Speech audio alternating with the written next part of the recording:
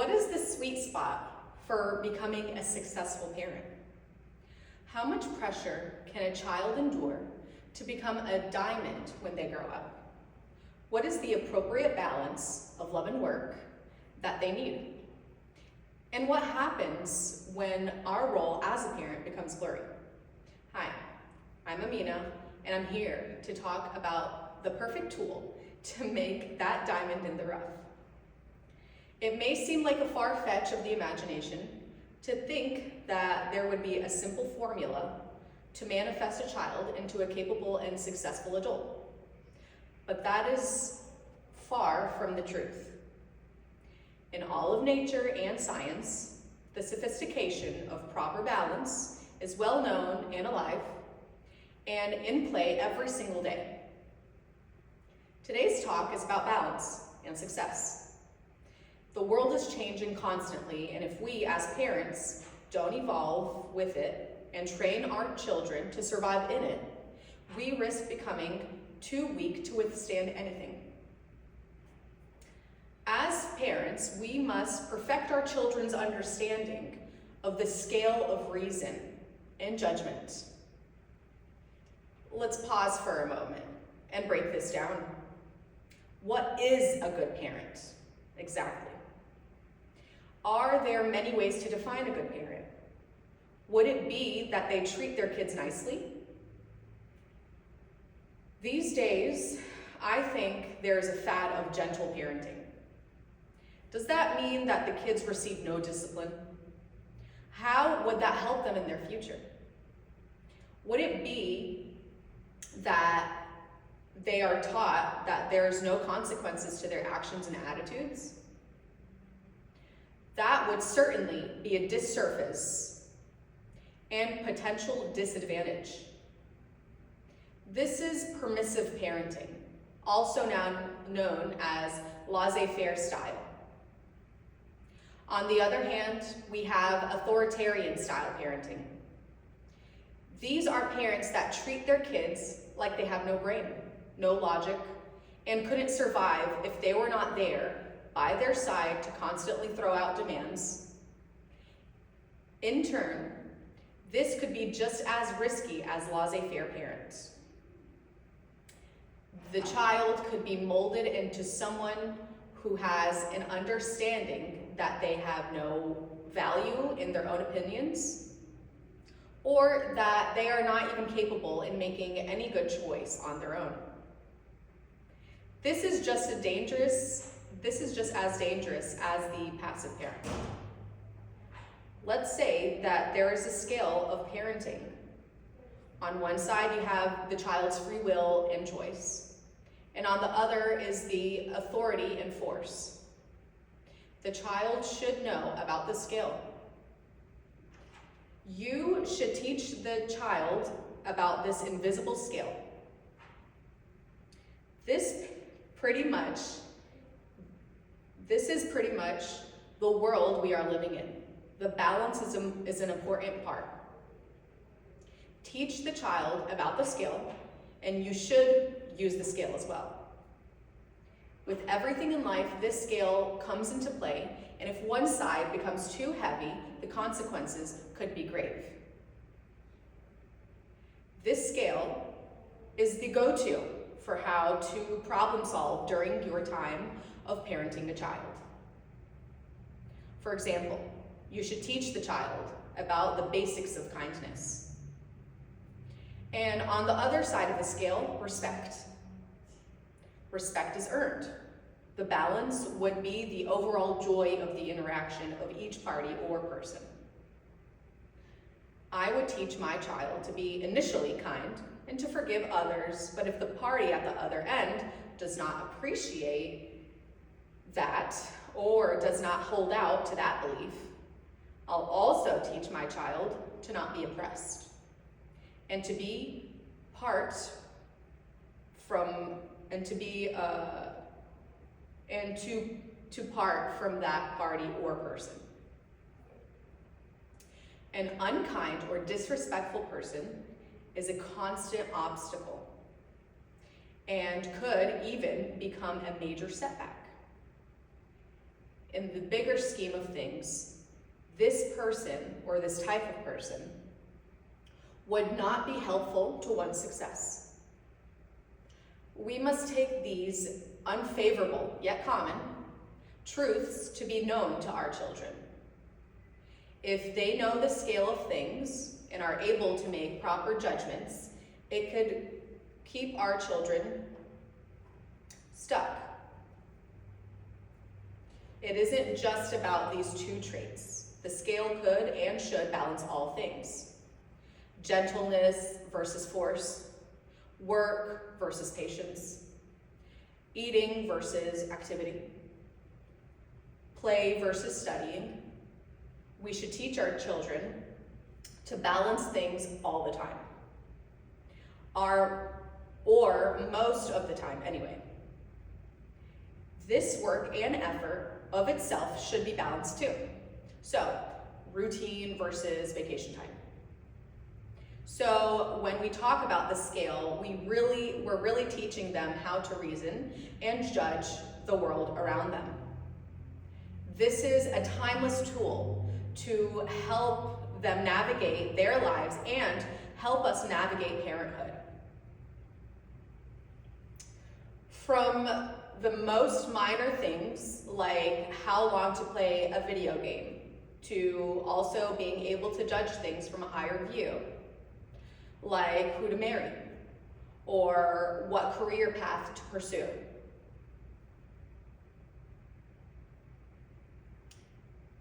Be the authoritative parent. A study on the relationship between authoritative parenting style and adolescent school grades by Connell and Tanaka in 1987 showed an unsurprising documentation of teens' grades when they had 1 year of authoritative parenting as the control of the study. This article followed studies of authoritative parenting style as the control variable and sought the effects it had when the children becoming adolescents. The 4 main kinds of parenting styles are authoritative, authoritarian, permissive, and uninvolved or neglectful. These styles are ranging in degree of control and influence over the kids. As I am arguing, authoritative is the best way to go. It keeps the perfect balance. Authoritarian is too strict and doesn't give the developing child the opportunity to think and choose for their own. This style could end up cornering the child to be insecure in their own ability and in turn, indirectly teach them that they don't have enough intellect to make their own wise choices. On the other hand, a permissive parent can make a child believe that they're their own boss in every scenario. This isn't helpful either, because when push comes to shove, the child and later teen is going to have a harsh reality check, whether it's at school, in the workplace, or at the playground. Lastly, uninvolved parenting speaks for itself. It leaves the child living a life in a plateaued sense, without having proper guidance on the right way of doing things. So again, balance is the key. And authoritarian style wins the medal for this. For example, let's say a child is having a difficult time keeping a good routine of schoolwork and play. An authoritarian parent could have zero patience and compassion with the situation and automatically jump into their strict regime of abide or be punished. This could look something like, do your work or you're going to your room for the rest of the night.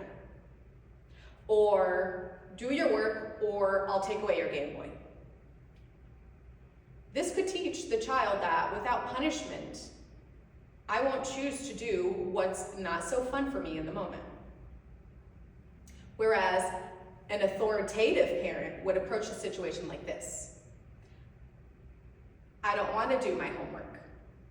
Oh yeah, sometimes I really don't want to do my chores either. But you know what? Let's talk about it. If we dismiss ourselves right now when we don't want to do something, especially if it's something important, then it could really hurt our future. Say if we didn't brush our teeth, if we didn't want to, what would happen? Or if we didn't go to work if we didn't want to, what would happen? To let the child take a moment to come to these answers on their own will encourage them and lead them to make their own decisions and become good leaders for themselves. So what does this mean for parents, and what values should they focus on? As parents and leaders, we should focus on efforts and kindness. Treating anyone with kindness will take you far. Towards parents, friends, neighbors, teachers, peers, or strangers. This is a universal rule that should be affirmed for our children and be used by parents. Efforts go hand in hand with kindness because it's the next step. Kindness shines a light on all things, but effort is what propels someone to actually make a change. If someone is kind, but their efforts aren't there, then how could they make the impact that we all want to make and want our children to make? This is where the balance of the scale comes back into play. This time, art and science at each end. The scientific and inevitable domino effect is our life. Our children have to come to the understanding their thoughts, actions, and attitudes affect the world around them, and they should hold themselves up to this high standard for their benefit and society. The relative warmth of an authoritative parent with the moderate control associated seems to offer the best of both worlds. Encourage achievement and foster self-esteem. The warmth associated with permissive parenting may foster self-esteem, but the lack of parental control is unlikely to promote achievement. Steinberg et al. Again, the balance is the scale.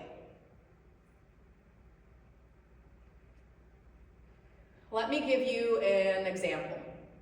Say I was to teach and instill in my child that the world is for them, and they don't need to think of anyone when seeking to achieve something. What happens when the child comes across a peer with a toy that they have, or an award that they earned?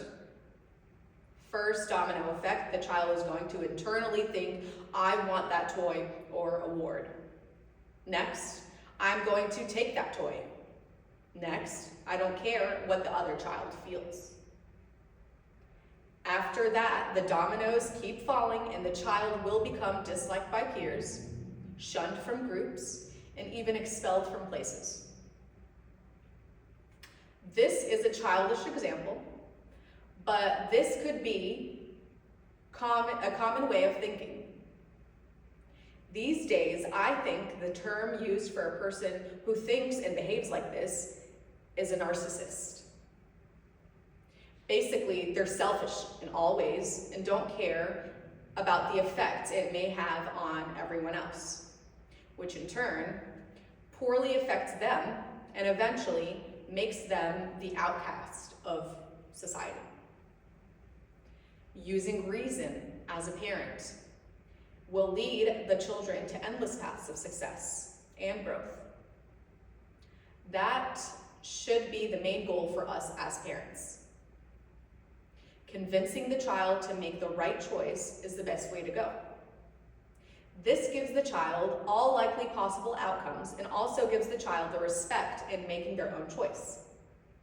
So when they're at school or out without you, or at a social gathering as an adolescent, they will have a strong inner voice that they will follow. You could grow and strengthen their will, in a sense, and they could be entrusted with making good decisions without your help eventually. So find your foundation. So what is the foundation in which you should build your kids on? The answer is up to you. Usually 3 or 4 traits are a good place to start.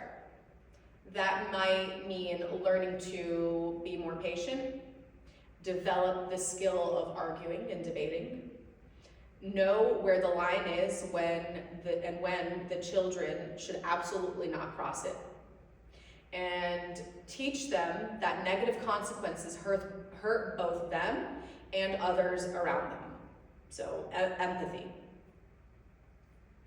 A 2007 study conducted in 2012 report analyzing overparenting stated that overparenting was linked to lower self-efficiency and problems with effective emotional regulation.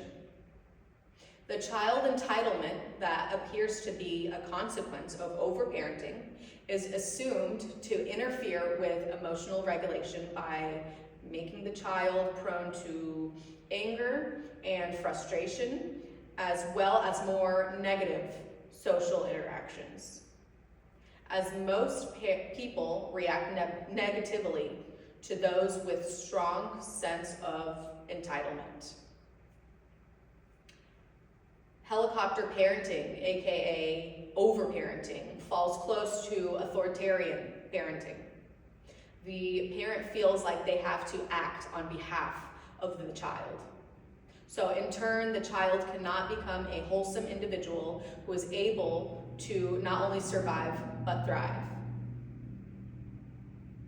If the child is always searching for a hero, they don't have the ability to even become their own hero. Say the parent is unable to swoop in and save the day. The child or teen will feel hopeless and wouldn't even know how to go about their situation or life. Again, the scale comes into account, and we as parents must continuously find that sweet spot of how to go about our parenting. We must have boundaries for ourselves so that we can trust our own children, and they can trust themselves as well. When middle school comes around, they will encounter more social scenarios and potential obstacles. They need the backbone to be able to go about problems that may arise. Similarly, as high school comes around, they would need higher levels of thinking and self-control. If you aren't building them up each day and year, they could fall into anything.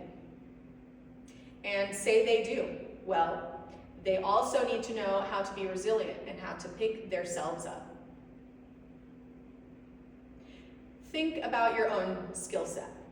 What are some ways you use your skill? What are some ways you balance your problems and use reason? What style did your parents take on? Did you find it as an advantage or a disadvantage? Do you hold them totally accountable for your life? Do you have entitlement? Or do you take your life and actions into your own account and hold yourself responsible? Furthermore, moving forward, how would you want to lead yourself or your children? Caring for your children is not the worst you can do, but seeing them as a forever baby will have its cost. And the cost of it could be that they are the weakest among their peers. Finding that perfect balance of control and friendship may be the sought factor in all styles of parenting. Human beings are capable of standing alone in their world. We, as parents, have to teach them this. We have to build their confidence by giving them real-world advice and the resources they need to solve their own problems. So next time you jump to solve your child's problem before even giving them the chance to do it on their own, just notice that. Smile and tell them, pretend I'm not here. What would you do? Encourage them and even comfort them, but hold them to the position of being capable. That alone can break all psychological setbacks in them. Watch them stop and use their brain, and they will most likely succeed. The small joys will become big achievements. And this doesn't mean falling into the other extreme of negligence. It means learning to balance your role as a parent so your child can step into the role of being their own leaders. Give them the space and time needed to gain enough momentum to make smart risks and become resilient enough to not stay down when they fall. Build a soldier for this world, not an adult baby, and not a monster. Respect and love, effort and reason, a child into a smart and capable adult. Thank you.